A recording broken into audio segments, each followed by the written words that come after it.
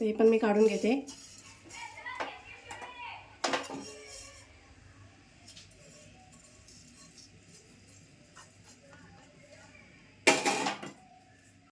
नमस्कार.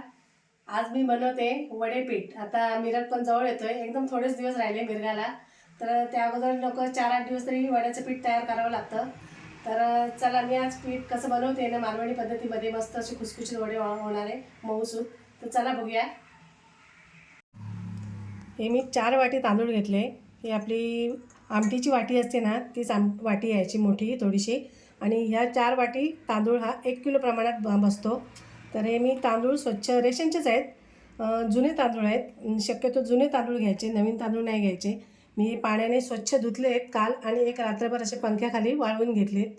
तर हे आता मी भाजायला घेणार आहे थोडे थोडे. आणि बाकी साहित्य पण दाखवते तुम्हाला. तर बाकीचं साहित्य पण तुम्हाला दाखवते. एक गहू घेतले आहेत मी, ही ज्वारी घेतली, हे चण्याची डाळ आहे, आणि उडदाची डाळ घेतली, मेथी घेतली, धणे घेतलेत, आणि हा ओवा घेतला आहे, आणि बडीशोप घेतली, आणि जिरं घेतलं आहे, आणि हे पोहे घेतलेत मी. हे मी पांढरे तीळ घेतलेत, आणि लवंग घेतली, एक दालचिनीचा तुकडा घेतला आहे, आणि काळी मिरी आहेत 1 चमचा. त्याचं प्रमाण मी तुम्हाला आता भाजताना सगळं सांगते किती घेतले ते. 1 किलोच्या प्रमाणात मी तांदूळ घेतलेत, त्या प्रमाणात मी तुम्हाला पुढचं साहित्य सगळं सांगते भाजताना. आता मी पॅन तापत ठेवला आहे, आणि तांदूळ ना मी 2 बॅचमध्ये भाजून घेणार. खूप जास्त असे भाजून नाही घ्यायचे, थोडेसे असे कुरकुरीत होईपर्यंत. हे 1 किलोचं बरोबर प्रमाण आहे. 1 किलोचं प्रमाण आहे. आणि मी पीठ दळून आणल्यावर पण तुम्हाला सांगेन की हे किती किलो संपूर्ण सगळं साहित्य झालं आहे ते.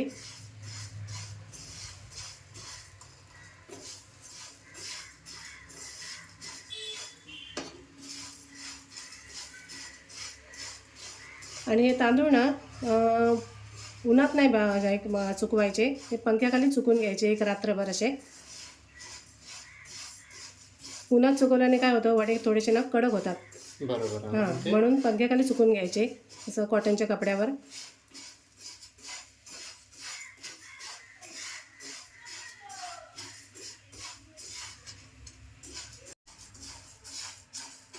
ती आता एक बॅच आपली भाजून झालीत, मस्त असे तांदूळ पण ना कुरकुरीत झालेत.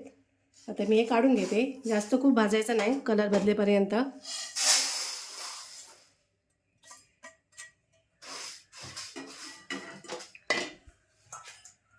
आता बाकीचे पण मी असेच भाजून घेते.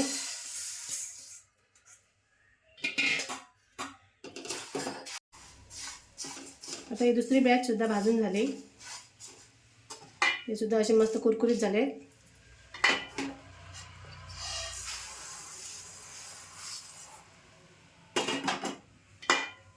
आता आपल्याला 1 वाटी गहू, हे सुद्धा गहू भाजून घेते.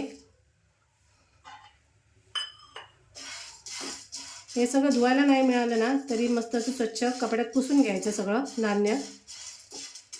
ओल्या कपड्याने पुसून घेतलात तरी चालेल.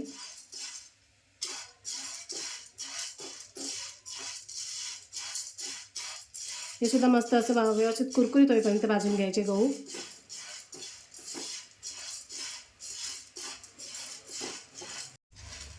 गहू सुद्धा बघा मस्त असे भाजून घेतलेत. गॅस ना कमी जास्त करून असा, म्हणजे जास्त फास्ट नाही ठेवायचा.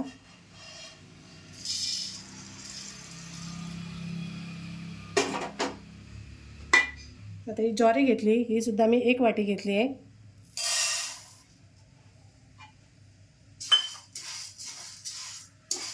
गॅस कमी जास्त करूनच भाजून घ्यायचा.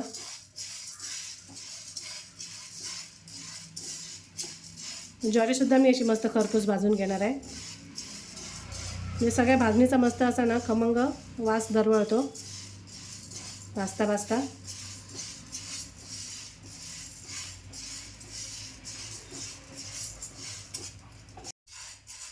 ज्वारी पण बघा मस्त अशी भाजली आहे, आणि थोडासा कलर पण बदलला आहे.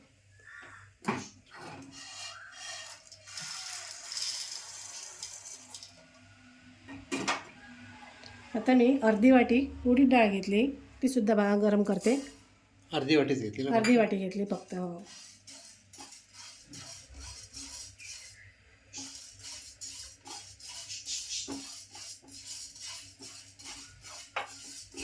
सगळं धान्य असं ना भाजून घेतलं की मग वडेपीठ ना मस्त असं 2-4 महिने आरामशीर टिकतं. आपल्याला जेव्हा पाहिजे तेव्हा आपण थोडे थोडे बनवून खाऊ शकतो.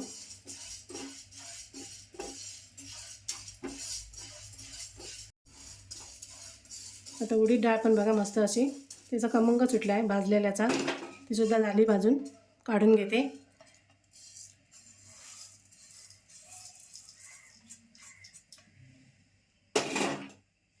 आता मी अर्धी वाटी चणा डाळ घेतली,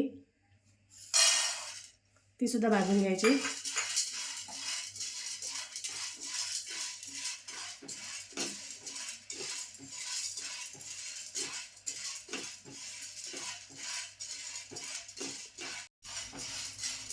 चणा डाळ पण बघा मस्त अशी ती सुद्धा खरपूस भाजली आहे, ती पण काढून घेते.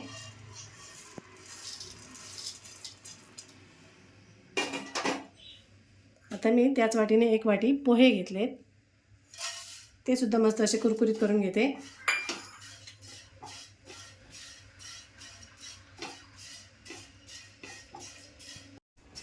पोहे पण मस्त असे भाजून झाले, पोहे पण काढून घेते.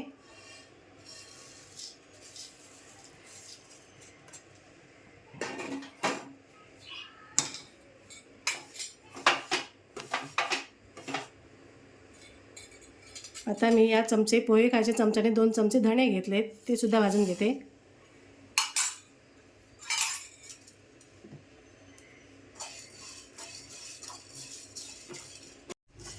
तर धणे सुद्धा भाजून झालेत.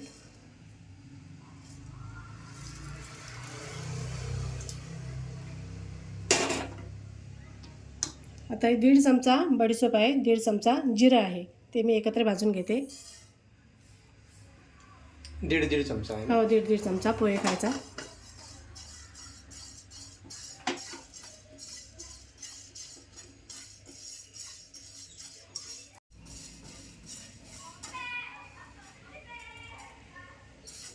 हे सुद्धा भाजून झालं आहे, ते पण मी काढून घेते.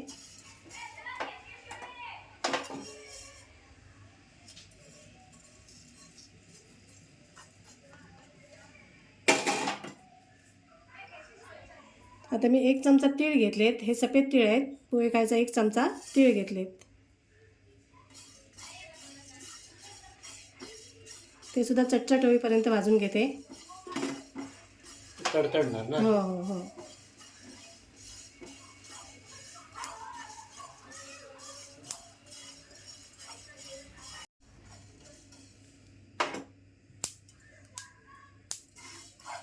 ते हे पण झाले, तर ते सुद्धा काढून घेते.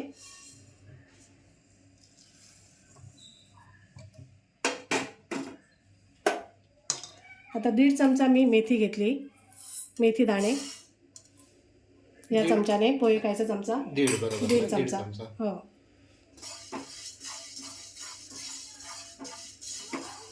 खूप जास्त घातली ना तर कसं जरा कडवटपणा येईल, प्रमाणातच टाकायची.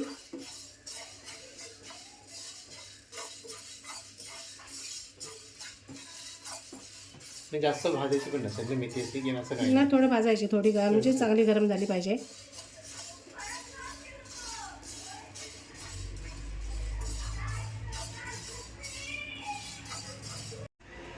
मेथी पण मस्त अशी भाजून झाली.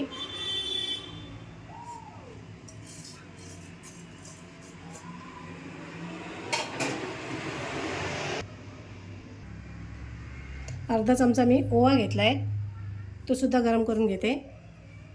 खूप जास्त नाही ओवा घ्यायचा, अर्धा चमचा बास झाला.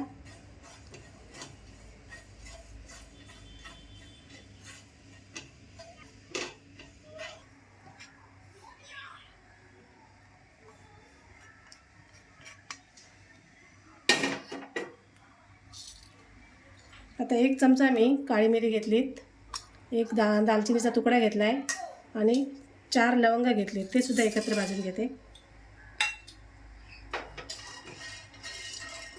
एखादं हळकुंड असेल ना अख्खं, तरीसुद्धा मस्त असं ते फोडून तुम्ही गरम करून याच्यामध्ये घालू शकता, म्हणजे ते डायरेक्ट दळून येईल पिठामध्येच. मग छान पिवळं असं पीठ होतं तयार. आणि ते नसेलच अगदीच तर मग पीठ मळताना तुम्ही 1 चमचा हळद वापरली तरी चालेल.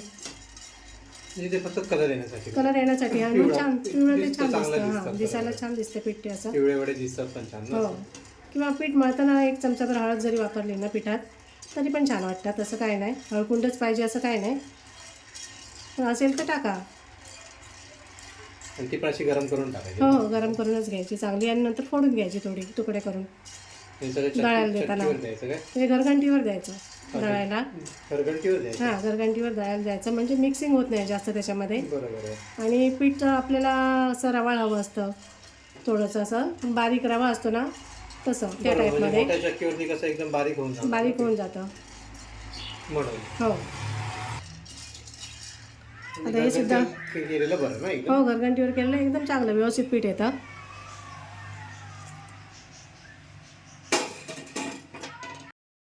भाजणी वड्यांची बघा तयार झाली. आता हे मस्त असं थंड करून घ्यायचं आणि लगेचच असं घरघंटीवरून दळून आणायचं. भाजणी मऊ पडून द्यायची नाही जास्त वेळ. आणि नंतर मग पुढच्या व्हिडिओमध्ये मी तुम्हाला मस्त असे वडे बनवून दाखवेन. आणि व्हिडिओ आवडल्यास लाईक करा, कमेंट करा, शेअर करा आणि आमच्या चॅनलला सबस्क्राईब करा. धन्यवाद. धन्यवाद.